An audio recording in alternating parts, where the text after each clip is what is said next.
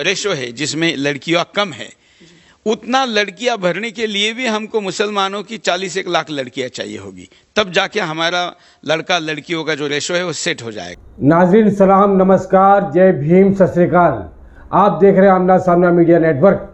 हमने ये आपको एक इंटरव्यू का जो छोटा सा हिस्सा दिखाया है, नफरत का व्यापार करने वाले बदनाम जमाना मूर्ख पत्रकार सुदर्शन टीवी चैनल का सीएमओ सुरेश चौहान के का, जो हमारे मुल्क में नफरत का बेलगाम कारोबारी है।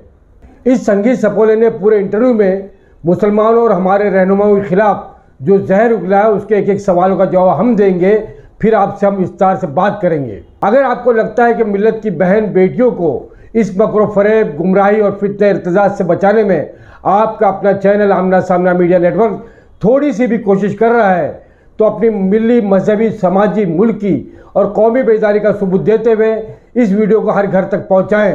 अल्लाह पाक आपको और हम सबको इसका अजर अजीम अता फरमाए, इस खिदमत का बेहतरीन बदला अता फरमाए। पहले इस गोबर भक्त के इंटरव्यू का एक हिस्सा सुनिए, उसके बाद में उसका जवाब। रेशो है जिसमें लड़कियां कम है, उतना लड़कियां भरने के लिए भी हमको मुसलमानों की 40 लाख लड़कियां चाहिए होगी, तब जाके हमारा लड़का लड़कियों का जो रेशो है वो सेट हो जाएगा। तो इसलिए मौलाना को बोलना और 30 लाख तक तो कोई चिंता नहीं है, उसके बाद देखेंगे कि मुस्लिम लड़की आएगी और 10 लाख आई, वो तौकीर खुद कह रहा है, नीचे कहने वाले और हैं। सुनिए सुरेश चौहान जी, मुस्लिम लड़कियों की हिंदुओं के साथ शादी का यह आंकड़ा सरासर झूठ पर मुबनी है।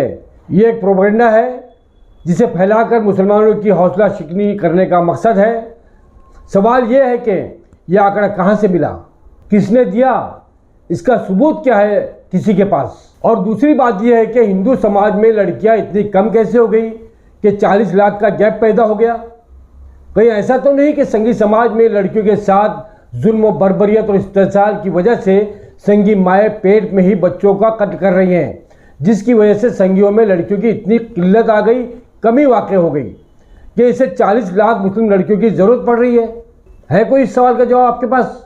सुरेश चौहान जी, एनसीआरबी की रिपोर्ट के मुताबिक 2014 के बाद ख़वातीन के साथ तशद्दुद के वाक़ात में ज़बरदस्त इजाफा हुआ इस मुल्क के अंदर। शायद इस डर से इक़दाम मज़ीद बढ़ रहा है।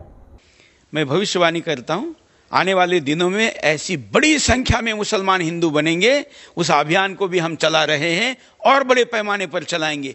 सुरेश चौहान जी, ये बताइए, आशरों में सिसक कर तड़प कर जानवरों से बदतर जिंदगी गुजारने वाली हमारी हिंदू बहनों को इस डर से कब आज़ादी दिलाओगे आप, ये बताइए पहले आप। 21 तारीख को जो छत्रपति धर्मवीर छत्रपति संभाजी महाराज जी की पुण्यतिथि, बलिदान दिवस है, पुणे जिले में वडू बुद्रुक में उस स्थान पर मैं जा रहा हूं, वहां पर हम घर वापसी करवाने वाले हैं। कहीं अरे मूर्ख इंसान, हमारे एसटी ओबीसी भाइयों को कब बराबरी का दर्जा दोगे, पहले ये तो बताओ। और हजारों साल से तुम और तुम्हारे आकाओं ने इन बेचारों को गुलाम बनाकर रखा है और हर तरह का जुल्म इन पर ढाते चले आ रहे हो, इसकी भरपाई कब करोगे? मुसलमानों की घर वापसी की बात करने वाले सुरेश चौहान जी, ये बताइए, जो हिंदू बहनें आपके घर में हैं उनको कब इंसाफ दोगे, पहले ये बताओ देश को। क्या उन्हें इज्जत से जीने का अधिकार नहीं है? क्या उनके साथ हाथरस की बेटी जैसा तुम्हारा दुगला इंसाफ ही चलता रहेगा? या करोड़ों एससी एसटी ओबीसी बहनों को तड़पता तुम्हें देखना अच्छा लगता है? इसका जवाब तो दीजिए पहले, बाद में मुसलमान लड़कियों की बात करना, उनकी फिक्र करना। जब मैंने मुस्लिम लड़कियों को, बहनों को कहा था कि हिंदू युवाओं से शादी करो, ये 10 फायदे, वैसे मेरे पास 100 की लिस्ट है, लेकिन भाषण में कम समय था तो मैंने टॉप 10 के ऑफर दे दिए। ये मैं पिछले लंबे समय से कह रहा हूं। अब हमें, हमारे लोग कहते थे कि ऐसा होगा क्या, फलाना होगा क्या, और कई प्रश्न उठा रहे थे, आप जानते हैं। लेकिन अब मौलाना खुद कह रहा है कि 10 लाख हिंदुओं से शादियां की है मुस्लिम लड़कियों ने, तो उनका जीवन तो सुरक्षित हो गया ना। ये तो हमारे इस अभियान का यश है।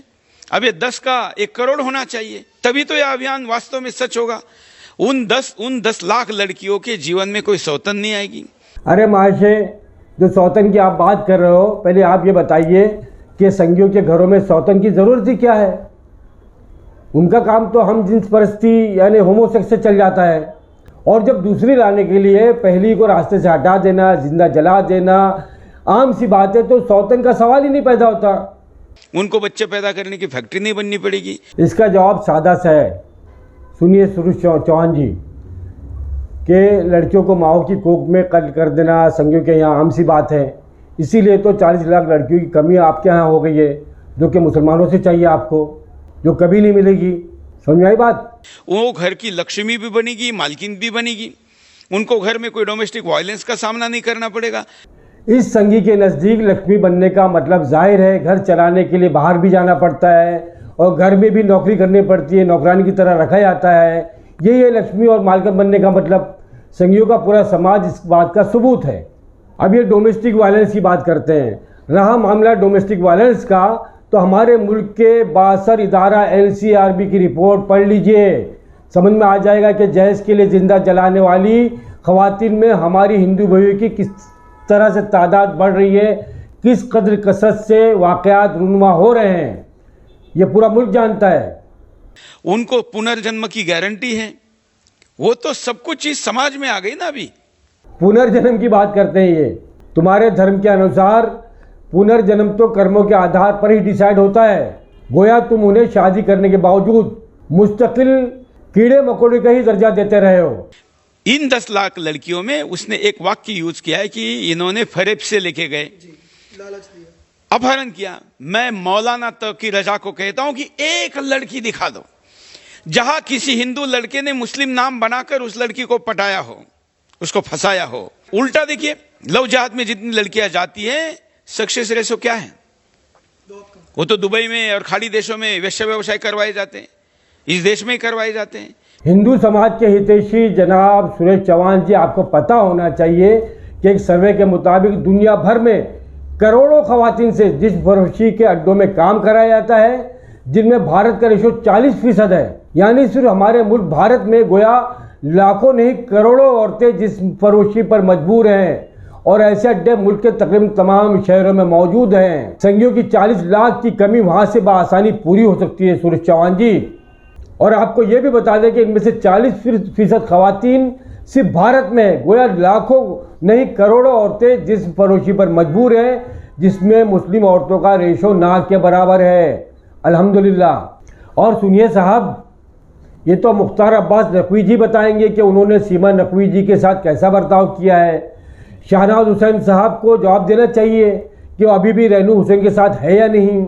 आखिर ये और इन जैसे भाजपाई मुस्लिम लीडरान अपनी हिंदू महबूबाओं के साथ में क्या कर रहे हैं।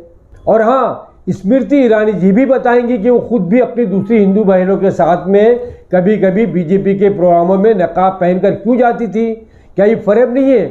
दरअसल संघियों को 2024 में अपनी ज़मीन खिसकती नजर आ रही है।